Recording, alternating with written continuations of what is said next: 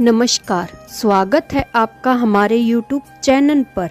आज हम आपको मोक्षदा एकादशी की कथा सुनाने जा रहे हैं और इस व्रत का इतना महत्व क्यों है, चलिए जानते हैं। मार्गशीर्ष मास के शुक्ल पक्ष की इस एकादशी के व्रत को विशेष रूप से मोक्ष प्रदायक माना गया है। महाभारत के युद्ध में भगवान श्री कृष्ण ने अर्जुन को गीता का उपदेश इस तिथि को ही दिया था। यही कारण है कि मोक्षदा एकादशी को गीता जयंती भी मनाई जाती है। आज भगवान श्री कृष्ण के दामोदर रूप की पूजा की जाती है। इस व्रत का विधान भी उत्पन्ना एकादशी के समान ही है। उत्पन्ना एकादशी का संपूर्ण वृत्तांत सुनाने के पश्चात धर्मराज युधिष्ठिर ने भगवान श्री कृष्ण से कहा, हे मधुसूदन, आप तीनों लोकों के स्वामी हो, सबको सुख देने वाले हो और जगत के पिता हो। मैं आपको नमस्कार करता हूँ। हे देव, आप सब में हितैषी हैं, इसलिए मेरा यह संशय को दूर कीजिए कि मार्गशीर्ष शुक्ल एकादशी का नाम क्या है, इस दिन कौन से देवता की पूजा की जाती है और उसकी विधि क्या है। भगवान, आप मेरे इन प्रश्नों का विस्तार पूर्वक उत्तर देने की कृपा कीजिए। भगवान श्री कृष्ण ने उत्तर दिया, हे धर्मराज, तुमने बड़ा उत्तम प्रश्न पूछा है। इससे आपका यश संसार में फैलेगा, सो आप ध्यान पूर्वक सुनिए। मार्गशीर्ष शुक्ल एकादशी अनेक पापों को नष्ट करने वाली है। इसका नाम मोक्षदा एकादशी है। इस दिन दामोदर भगवान की धूप दीप नैवेद्य आदि से भक्ति पूर्वक पूजा करनी चाहिए।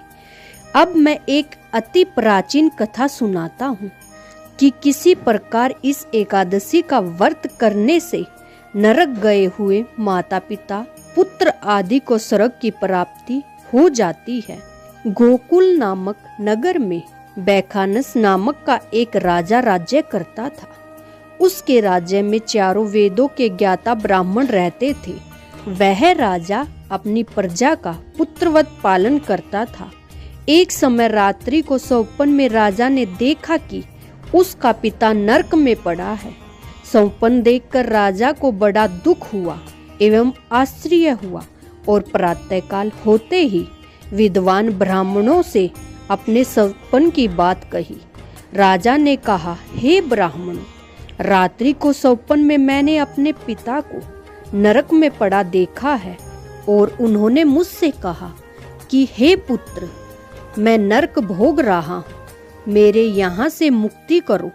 आप लोग मुझे कोई ऐसा तप दान व्रत आदि उपाय बताए जिससे मेरे पिता की मुक्ति हो जाए। उस पुत्र का जीवन व्यर्थ है जो अपने माता पिता का उद्धार न कर सके।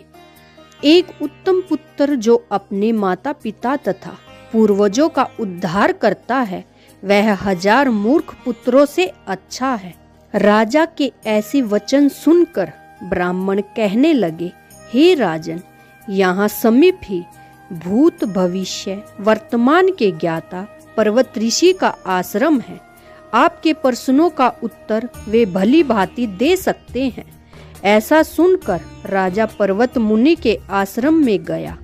उस आश्रम में अनेकों शांतिचित्त योगी और मुनि तपस्या कर रहे थे। उसी जगह चारों वेदों के ज्ञाता साक्षात ब्रह्मा के समान पर्वत मुनि बैठे थे। राजा ने वहां जाकर उनको साष्टांग प्रणाम किया। पर्वत मुनि ने राजा से उसके आने का प्रयोजन पूछा। राजा ने कहा, हे महाराज, आपकी कृपा से मेरे राज्य में सब कुशल है, परंतु मुझे आज रात्रि में एक स्वप्न आया जिससे मेरे हृदय में अत्यंत अशांति हो रही है।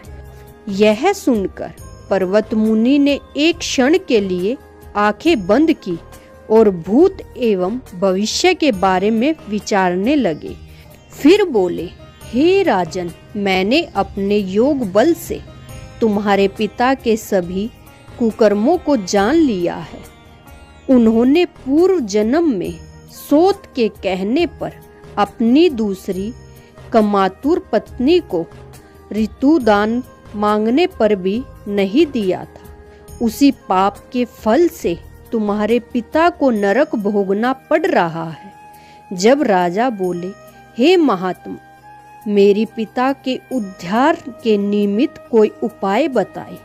पर्वत मुनि बोले, हे राजन, मार्गशीर्ष शुक्ल एकादशी के उपवास करके उसके पुण्य को अपने पिता को संकल्प कर देना।